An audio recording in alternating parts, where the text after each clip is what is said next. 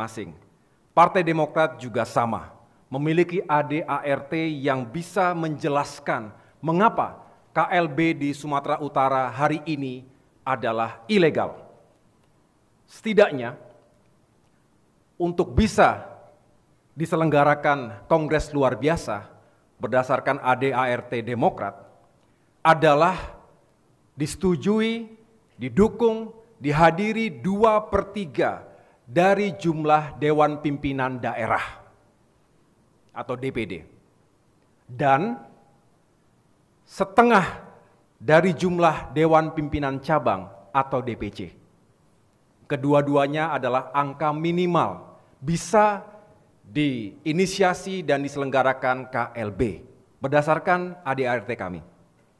Dan ada lagi tambahannya, harus sepersetujuan dari Ketua Majelis Tinggi Partai.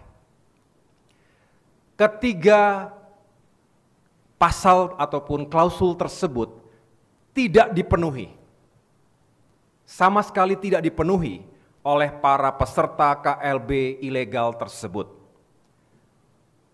Harusnya 2/3 ketua DPD, faktanya seluruh ketua DPD Partai Demokrat tidak mengikuti KLB tersebut. Mereka berada di daerah masing-masing. Faktanya, para ketua DPC Partai Demokrat juga tidak ikut dalam KLB. Mereka setia solid pada partai dan juga kepemimpinan yang sah. Mereka berada di daerah masing-masing pula.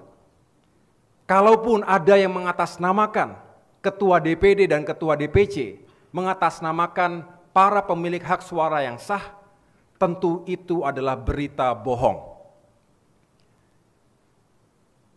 Tentu saya harus jelaskan di sini, supaya tidak ada kesimpang siuran dan tidak ada pembohongan publik yang kemudian dieksploitasi seolah-olah benar adanya.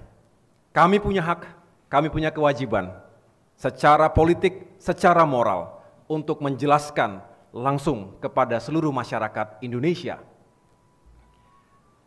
Bapak Ibu sekalian yang saya cintai dan banggakan, sekali lagi saya katakan bahwa para peserta KLB ilegal di Deli Serdang, Sumatera Utara tadi bukanlah pemilik suara yang sah. Mereka kebanyakan adalah para mantan kader yang sudah dipecat, sudah diberhentikan tetap secara tidak hormat.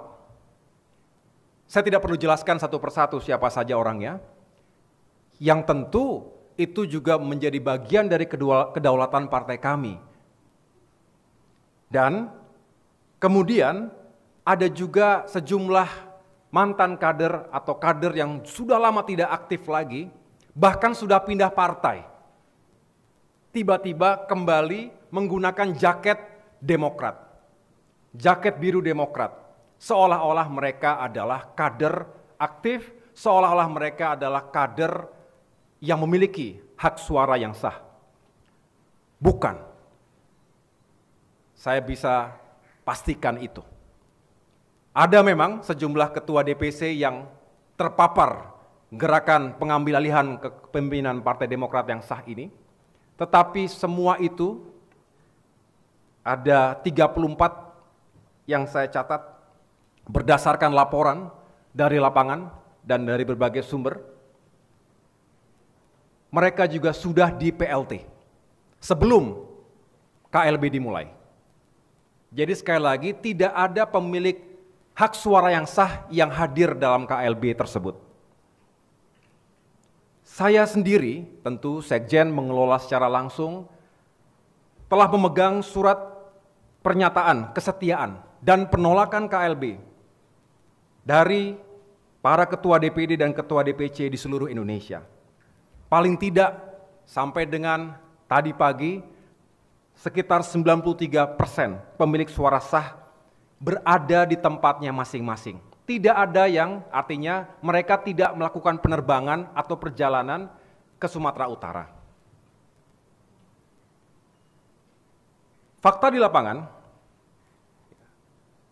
sekali lagi hanya sekitar 7%, dan itu pun sudah kita ganti, sudah di PLT. kami bisa buktikan dokumen-dokumennya. Nah, yang saya sayangkan Bapak Ibu sekalian, banyak dari mereka yang kemudian tadi kita saksikan melalui sejumlah media, hadir atas dasar paksaan, ancaman, dan juga imbalan berupa uang, posisi, dan kedudukan. Ini yang saya nilai sangat merusak demokrasi di negeri kita. Bukan hanya kedaulatan, kehormatan, dan eksistensi Partai Demokrat yang dipertaruhkan di sini, tetapi juga nasib dan masa depan demokrasi di negeri kita. Apa jadinya kalau ada aktor-aktor tertentu yang merasa memiliki kekuatan politik, kekuatan uang, lalu bisa berbuat semau-maunya, sewenang-wenang, mengambil alih partai politik yang sah dan berdaulat dengan cara-cara yang tidak legal tadi. Hancurlah demokrasi kita. Artinya kami di sini bukan hanya ingin menyuarakan hak yang dimiliki oleh Partai Demokrat, tapi juga ingin menyuarakan perjuangan kami untuk tetap menjaga demokrasi hidup dengan baik di negeri kita. Ini tekad dan komitmen kami, seluruh kader Partai Demokrat. Saya juga ingin mengangkat fakta bahwa tadi ada orang-orang yang telah berada di tempat yang lain, di partai lain.